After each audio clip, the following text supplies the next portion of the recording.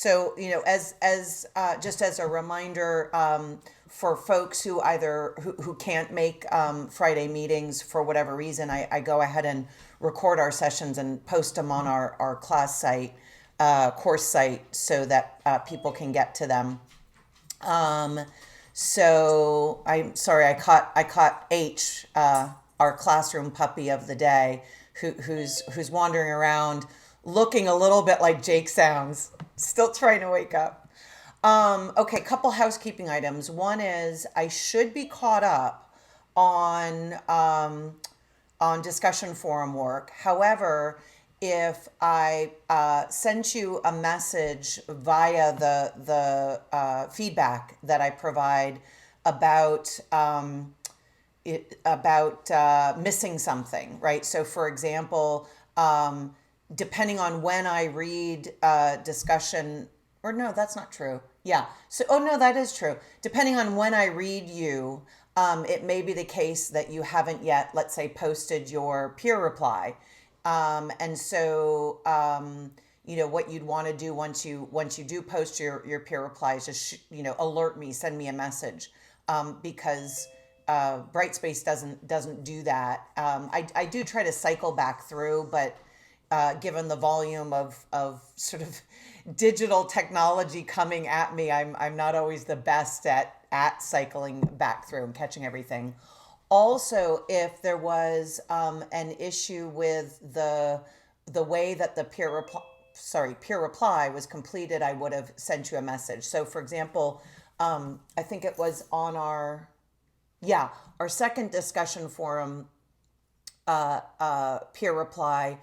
The exercise was to edit up a classmate's work, right? So in your first discussion peer reply assignment, your work was to take to comment on or discuss a peer's post which addressed a prompt different from the one you chose, right? So remember, in our first discussion, you picked the yes, you picked an argument, right?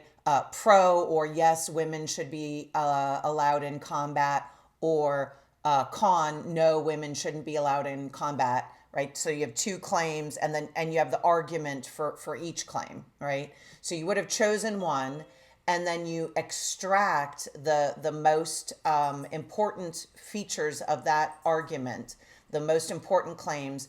You reformulated the claims for clarity and for flow, and then you reconstructed the argument in what's known as standard form, premise, premise, premise, however many premises you need, but ideally the fewer the premises, the better. Premise, premise, underline, conclusion, right? Or you could format in standard form as follows: premise one, then the line below that, premise two, the line below that, conclusion, where you identify premise one, premise two, premise three, conclusion. So, or reorganizing or reconstructing an argument, representing an argument in standard form can occur in, stylistically slightly different ways, but the basic formatting is the same, where you're putting the argument elements one on top of the other, kind of like you do for a vertical, mathematical calculation, something like that. Then in the second discussion, so what you did in that first one in the peer reply was you grabbed a post from a classmate who addressed a prompt different from the one you chose, and you discussed how and why the representation of the argument that you didn't choose was compelling, right? So even you don't have to agree with it, you just have to talk about how well the why and how well the reconstruction went. In discussion two, everybody looked at the same had the same prompt, right? Where the goal is to take a passage and summarize in prose form, right? So using indicator words and phrases, you extract the salient features of the argument. So you're not working standard form, you're working prose form, right?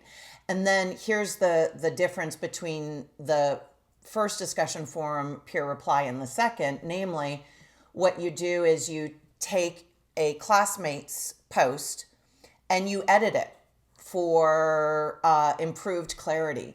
The idea with this exercise is that you take a piece of writing, it doesn't matter whose it is, it just happens to be classmates, and you, given that you know what the passage is about, you say, okay, I'm going to edit this for a stronger, more crystal clear inferential flow. Okay, so that's the idea. You want to be able to take your writing, which is even harder to take than someone else's, but you want to be able to take your writing or someone else's writing and edit it, right? So I'm continuously editing my own work. There's always a way to improve it.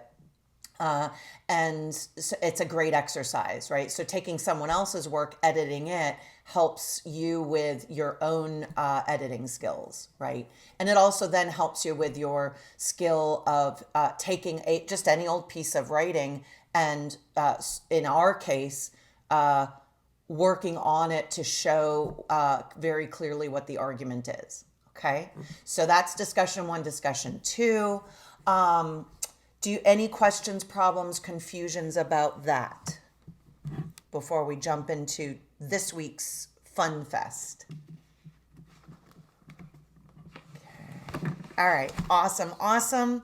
So as usual, thank you for the message. As usual, please don't rest on ceremony. Don't feel like you have to raise your hand or your icon hand if you've got something that you want to say. I'm moving across a couple different displays and I might not see a raised hand. So, as I'm yapping at you, please jump in if you have a question, problem, confusion. I do have the chat window open and we'll pay particular attention to that in case you are unable or uncomfortable speaking up, right? But please, this is your time. So if there's something that you want to say, just jump in. Don't be shy about interrupting me. As you know, given the fact that we only get to meet once a week and for a pretty brief period of time, there's a lot of work, obviously, that you're doing on your own. So what I try to do for each week is summarize what we're working on. And in some cases, maybe just drill down on one or two super important concepts or skills that we want that we want to be able to think about.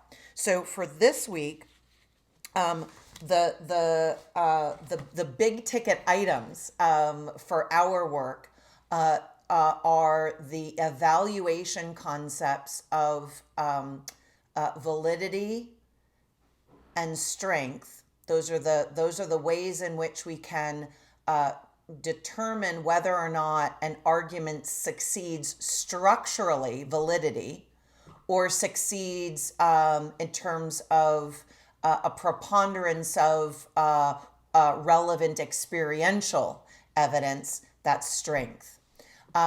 So let's take a look at that. I'm going to offer up, so I'm going to share my whiteboard. Okay.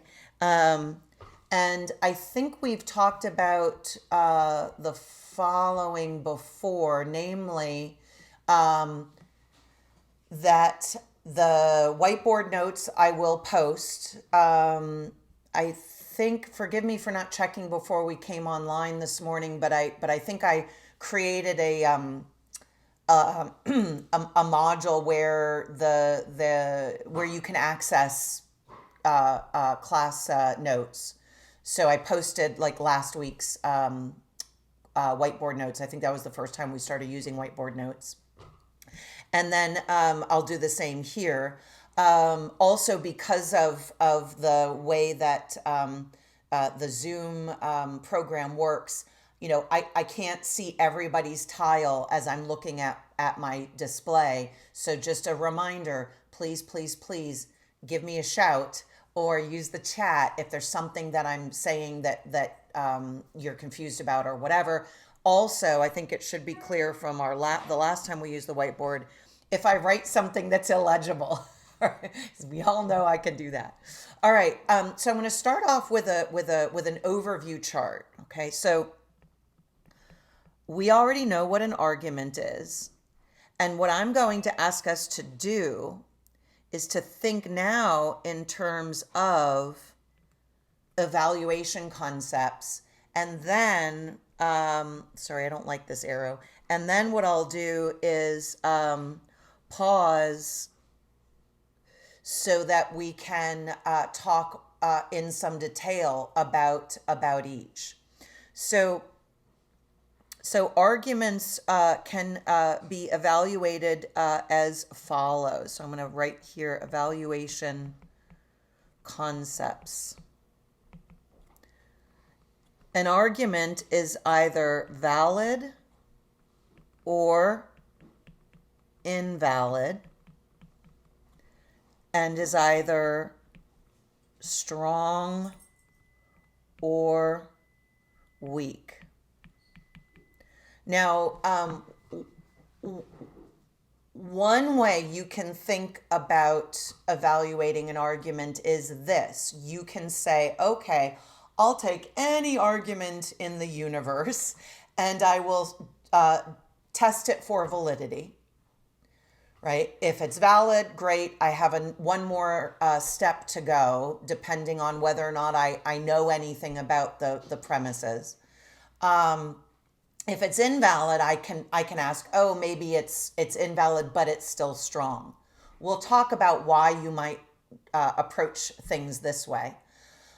Another way you can think about things is this. You might say, okay, there are arguments that logicians just classify as deductive or classify as inductive.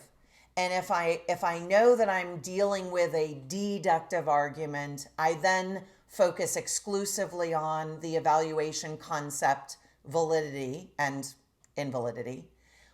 If I know that the argument is classified as inductive, then I evaluate it as strong or weak, right? So logicians break out, if you will, in terms of those two camps. Some will say, look, we're not going to classify arguments as either non-experiential, that is deductive, or experiential, that is inductive. We'll just evaluate them as valid or invalid. And if the argument is invalid, then I ask, well, is it still strong or weak? And in fact, in terms of, I want to say, if I'm not mistaken, this week's discussion forum, that's the approach that we take. But as we'll see going forward, and I'll show you today what I mean by this, we do have some good reasons to think that there are just certain patterns or forms, more specifically, of argument that are so close together that we just say, look, these are deductive. What the arguer is after is such that the argument itself is deductive, and so we don't even think about evaluating the argument as strong or weak, right? So again, I'll make good on that claim. For right now, for our purposes, let's just think in terms of these two sets of evaluation concepts, right? So you and I already know what an argument is. We have some basic ideas because in our daily lives, we reason a lot, right? You and I are already comfortable saying that, some reasoning just isn't very good. And then some reasoning strikes us as quite good. And the question for us is, well, why do we have these beliefs about the argument, right? So what we do now in this course is we say, well, let's offer up some concepts that help us to formalize, give us some technical ways to think about what we've said when we say an argument seems to be quite good or not. Okay, so first we can say an argument is valid or invalid. Arguments that are valid may be sound. They may be unsound. Every invalid argument is unsound. Now, if you're like me, you might say, okay, Mia, this is great. You're throwing out these terms and you're telling me about this set of evaluation classifications, but it doesn't kind of mean anything to me. So if you're like me, that's your response right now. Hang tight because I'm hoping to flesh things out a bit. Okay. In addition, so now let's think about strength and weakness. We've got a parallel set of concepts. A strong argument is either cogent or uncogent, and every weak argument is uncogent. Okay. Now, question for you before we move on. Actually, a couple questions. One is, how are we doing? Is everything legible? I'm working really hard, by the way, to make my writing legible. It's agonizing. Jake, despite being, and Hannah, Jake, despite being tired, says, okay, I'm pretty good. Hannah says, okay, I'm pretty good. Yay. Next, based on what we've already talked about, are you pretty comfortable with what the concepts mean? I just want to get a sense of how people are feeling. What do we think? Do we have any thumbs up? I know we don't have a thumb sideways, but what defines an argument as sound or unsound? that was John, yeah? Yep. Yeah, John, great question. I'm so glad you asked. It's almost like we rehearsed this. Okay, so let's get into some definitions. Let's work in a sense work backward in terms of the process of evaluation from soundness. Okay, so a sound argument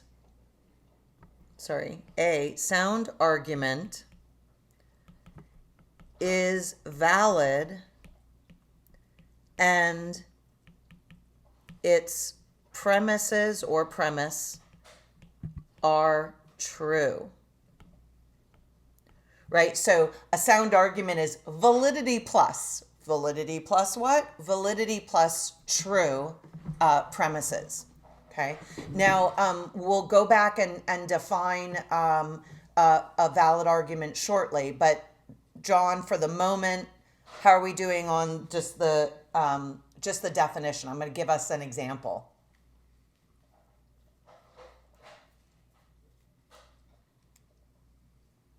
Pretty okay?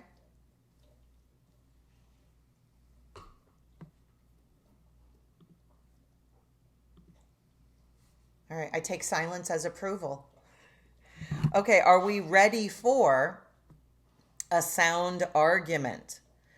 How about this one? And by the way, when I use argument examples repeatedly, it may in fact be that, I'm just not very creative or imaginative. That's probably true. But more specifically, I figure if I use repeated instances of an example, if you get stuck somewhere, you might say, there was this example, and I remember the example, and you can sort of walk your way conceptually to whatever it was that was bugging you. All right, so let's try this. Barack Obama, or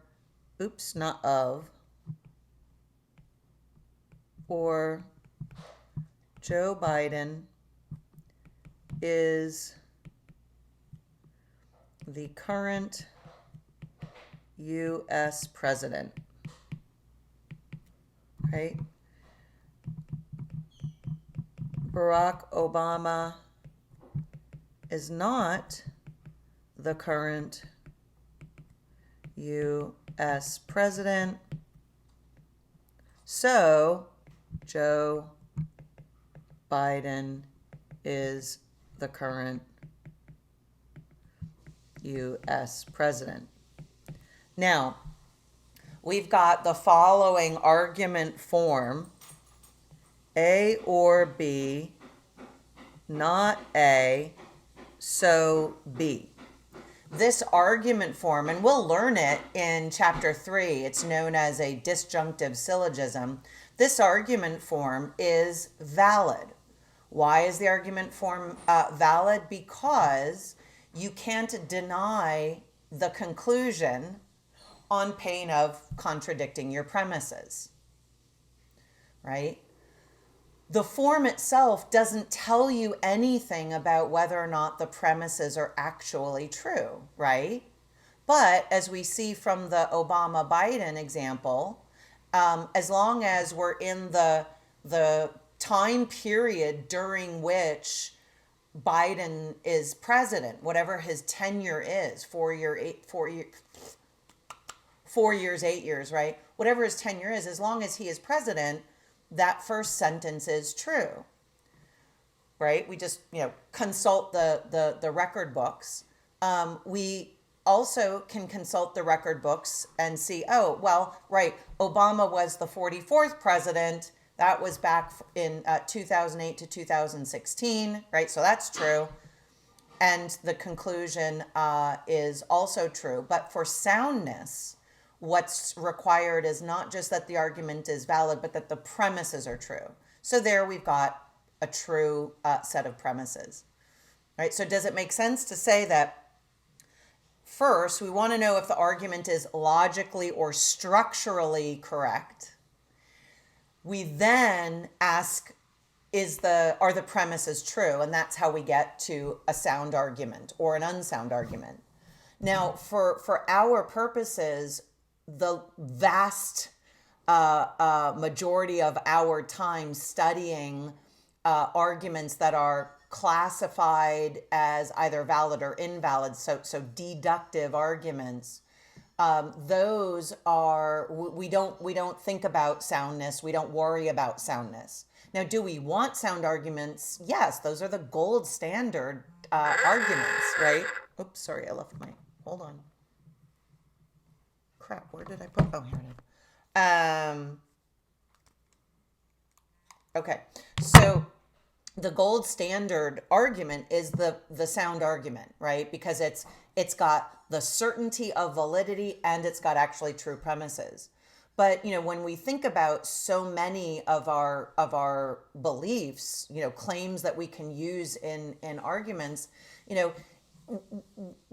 we don't always know that the premises are true, right? So we and the vast majority of time spent studying the deductive logic systems is spent focused on the structure of the sentences and the structure of the reasoning, which is not,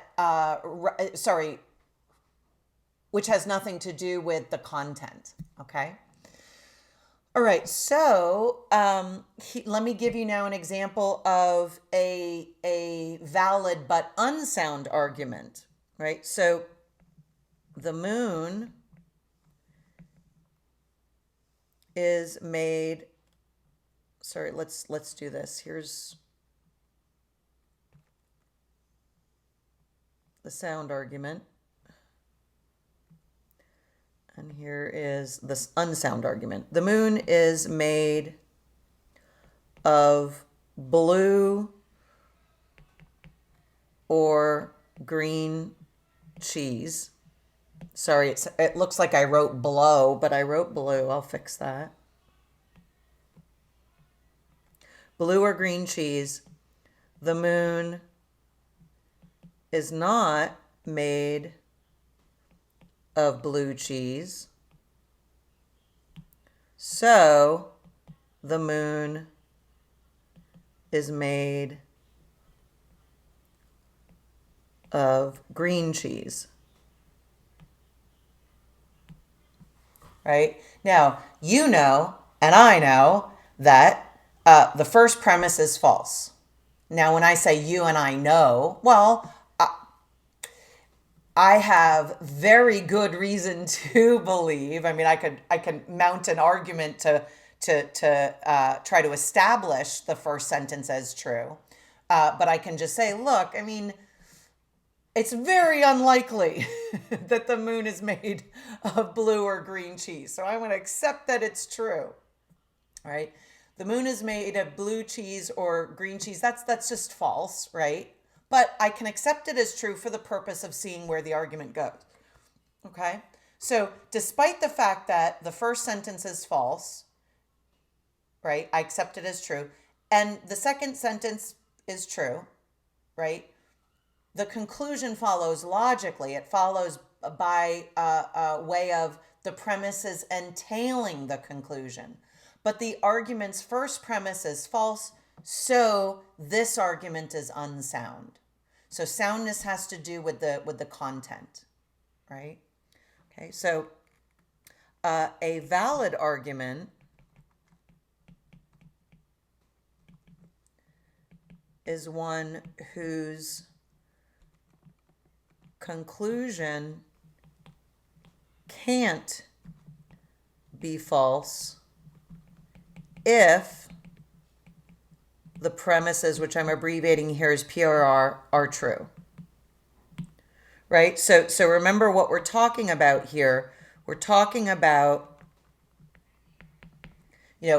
accepting. I mean, premises just are what we take to be true, right? So we accept the premises, see whether or not they entail the conclusion, right? So on pain of contradiction, we've got to accept the conclusion. And then if we say, oh, yeah, okay, I can't falsify the conclusion without thereby contradicting my premises, the argument is valid. Now my next question is the argument sound? Okay. Now, if you ever feel as you're working through this stuff, like you're kind of juggling, you're playing mental twister, you are, but there are two things to think about. One is if I can do it, right? If Mia can do it, anybody can do it. Secondly, the more this is just a skill. The more you practice it, the easier it gets. So, please make use of the exercises and the workbooks, as well as the answer keys and discussions, because those will help you hone the skill. Okay. So before moving forward to chat a little bit more about what we're talking about when we're talking about validity, how are we doing? What do we think?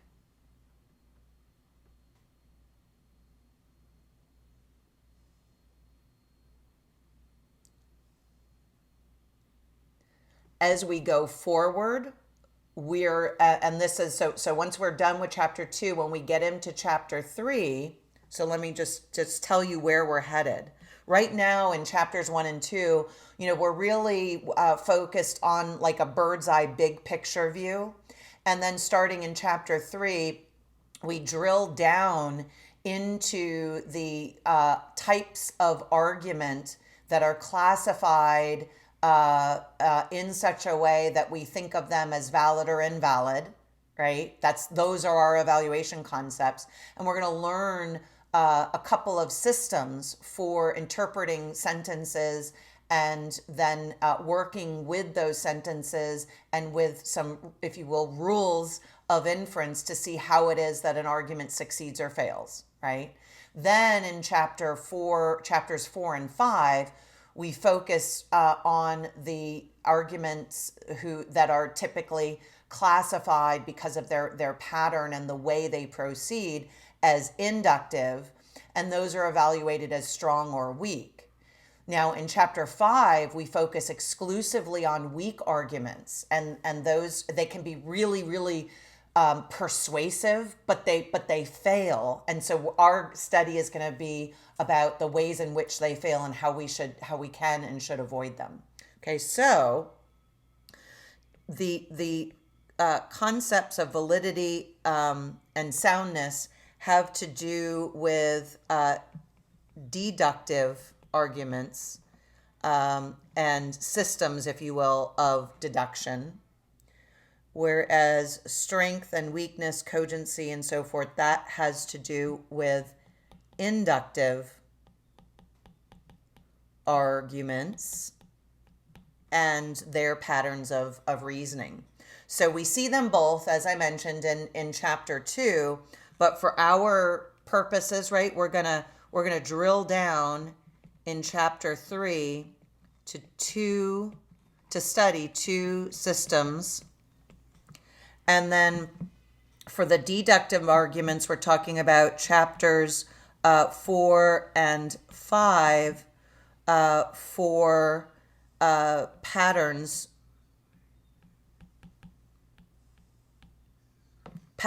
of inductive reasoning. So more specifically in chapter 4, we focus on analogical and causal reasoning, more broadly scientific reasoning, and then what are known as informal fallacies, which are those patterns of reasoning that can be really, really powerful, but they're still poor, right? So they kind of prey on a number of our psychological states or emotional propensities, for example. So let me pick up now, because there's a great question on the table. Let me pick up with what we were just talking about with the cheese. The moon is made of green cheese example. So hold tight, because I'm going to do this. Let me make sure I save this thing. Save. Okay. All right. So let me pick up with the moon is made of green cheese, blue cheese example. All right. So here is the argument form. A or B, not A. And by the way, it doesn't matter which side of the disjunction, the or, you deny. You eliminate, right? By rejecting one side, you eliminate to the other. So this is an example, if you will, of a sort of prime example of why people call this argument form a deductive argument.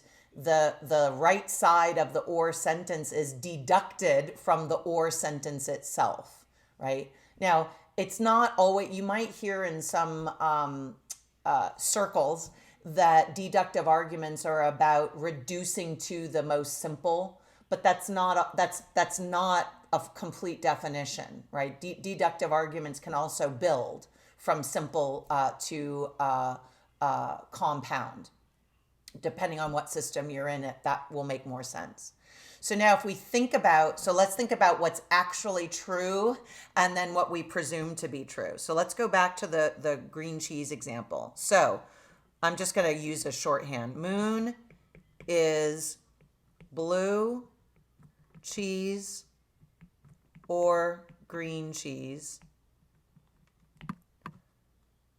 Moon not blue cheese. So moon green cheese. Notice, by the way, how I'm tried to in this next go round of the moon argument, I'm sort of reducing the elements to try to show the structure more and more clearly. So the premises we take to be true for the purpose of seeing whether or not those premises entail the conclusion. But what do we actually know? Well, we know that premise 1 is actually false, premise 2 is actually true, and the conclusion is actually false, right? But remember, we say what we're after when we're looking at a valid whether or not an argument is valid is we look to see whether or not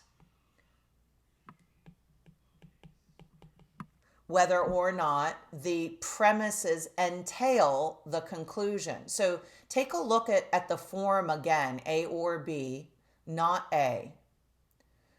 Isn't it, does it feel to you mentally like you are that the conclusion is contained in the first premise, right? And now you're extracting it from the premise by way of rejecting the left side. In other words, there's a contradiction between A and not A. And so that cancels out the left side, if you will, of the or. Does that make some sense? How are we doing? What do we think?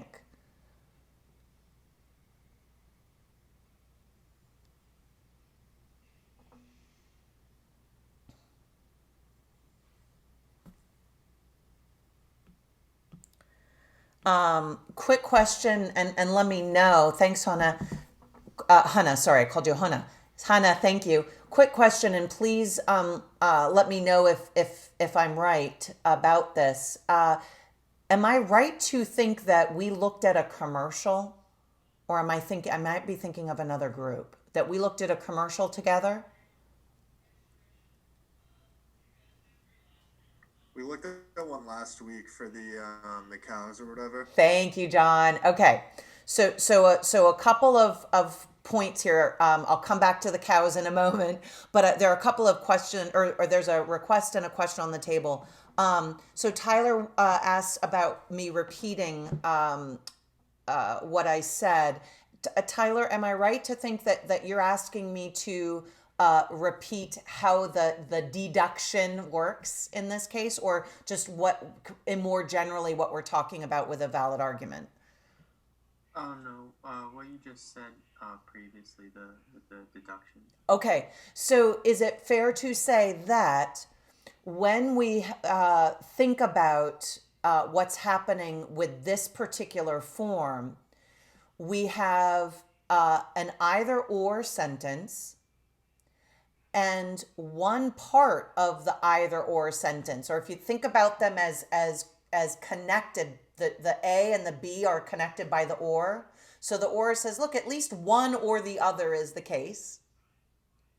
When we contradict one, when we say, so I'm saying at least this or that is the case. Oh, it's not the case that this, so it's that, right? We are deducting or eliminating one side of that either or sentence by way of rejecting or denying or contradicting, in this case, A. What do we think? Does that help a little bit? Yeah, it does. Yeah. Okay. Think also, so now, and I know that there's another question on the table, a great question. Hold on to that. I'm coming to the false premises, false conclusion, right? Here's another way to think about it. Remember when we had the cows argument? So I don't know if we did the milk one or the cheese one, but I'm going to grab the cheese one. So remember that we had the following: great cheese comes from happy cows. Happy cows come from California. And then the commercial ends. But you know, and I know, that if we just look at the premises, if we just look at those two sentences, our minds are drawn. This is part of what we're talking about when we're talking about an inferential flow. We infer from those two sentences what? That great cheese comes from California.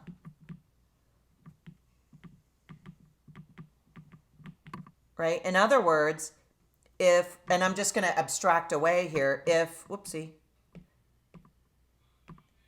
great cheese comes from happy cows and happy cows come from California, then the happy cows transfers or serves as like a transitive set of, rephrase. The two iterations of happy cows placed where they are serve as transitive terms, right? So that we're left with great cheese coming from California. Now, there's a wonderful question on the table. Can a valid argument have both false premises and a false conclusion? Yes. Do we want that? Well, no, we don't. But here's the technical answer to that question. A valid argument can have any permutation of truth values except true premises and a false conclusion, right? So we're going to see as we move forward that, there are plenty of arguments whose elements are all false. But what we ask is, well, what does the form of the argument still preserve truth? So let's think about it in this way. And the happy cows argument is not an exemplar of the answer to the question, can a valid argument have both false premises and a false conclusion? Great question. Happy cows argument is not a perfect example of a yes to an answer to the answer to that question. But I don't know about you. I would imagine it makes sense to say that great cheese comes from happy cows, but I don't know. I mean, if nothing else, all I do is suspend judgment. The first sentence could be true, could be false. Is it also true or false that happy cows come from cows? I don't know. I mean, right? Have I eaten cheese that comes from California? Sure. But, maybe some of that cheese was actually vegan cheese, right? In other words, I don't know if the sentences are really true or really false, right? But on the assumption that, and this goes back to the point of premises, right? When I say, okay, sure, premises, you're true, is the conclusion forced? It is, right? My mind, if you will, inexorably draws the conclusion. Okay. Things are going to feel at times a little bit trickier when we're talking about testing arguments that are invalid, because right now we've really only got one method or one technique, and let's talk about it. Sorry, hold on just a second. Okay, let's talk about it. Oops, that's not what I meant to do.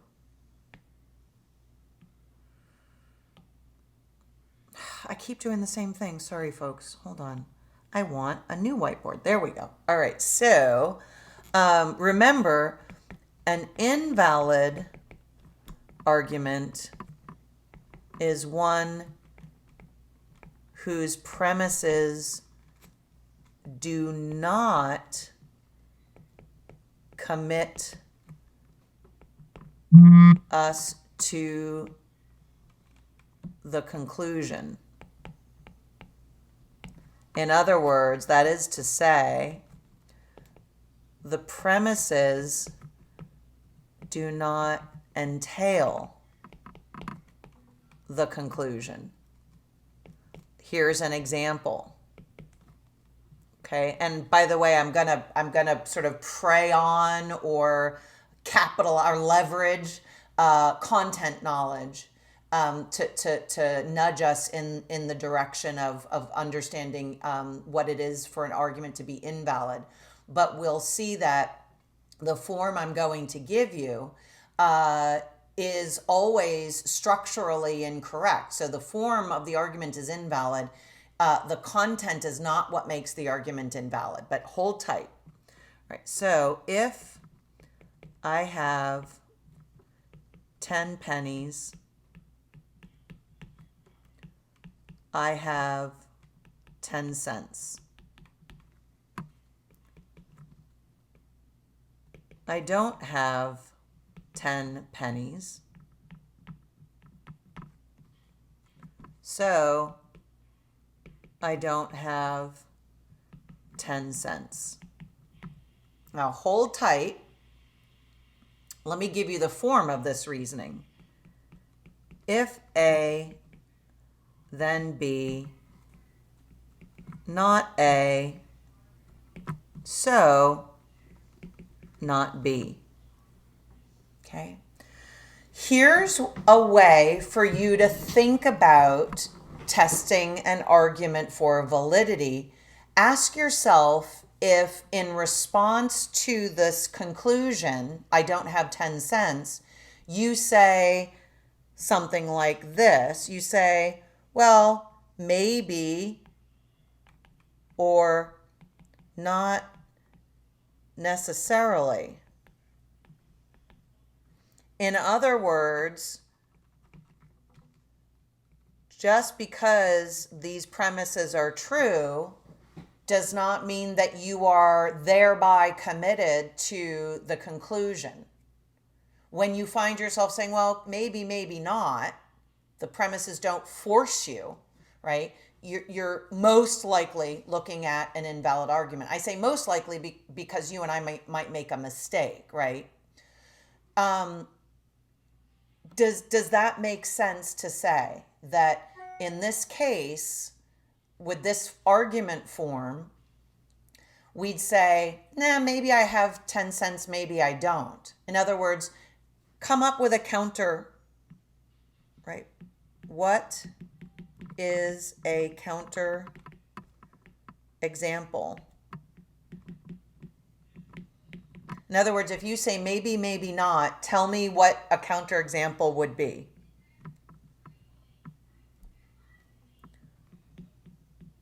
I could have what?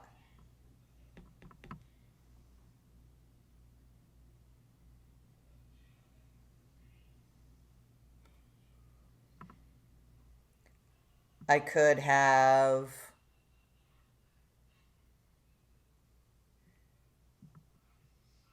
$0.05, a 5-cent piece and 5 pennies.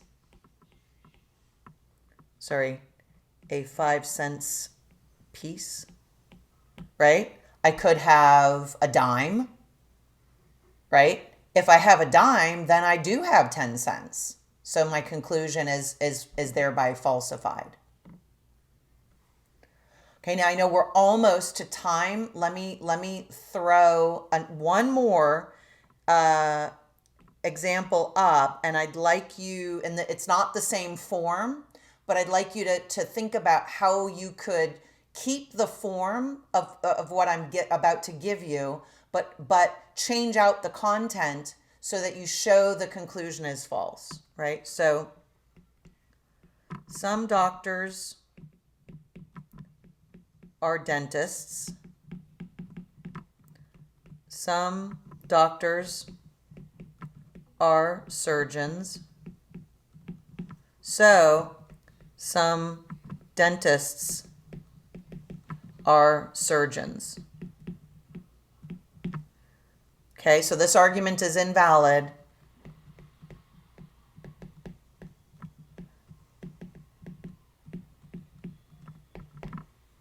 See if you can come up with a counter example.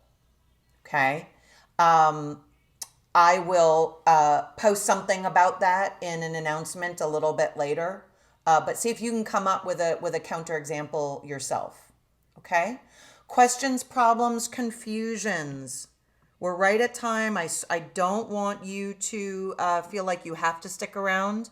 But if you have any questions, problems, confusions, let me know. Always, as always, if you want to meet, but you can't make my office hours, let me know and we'll find another time to meet. Okay?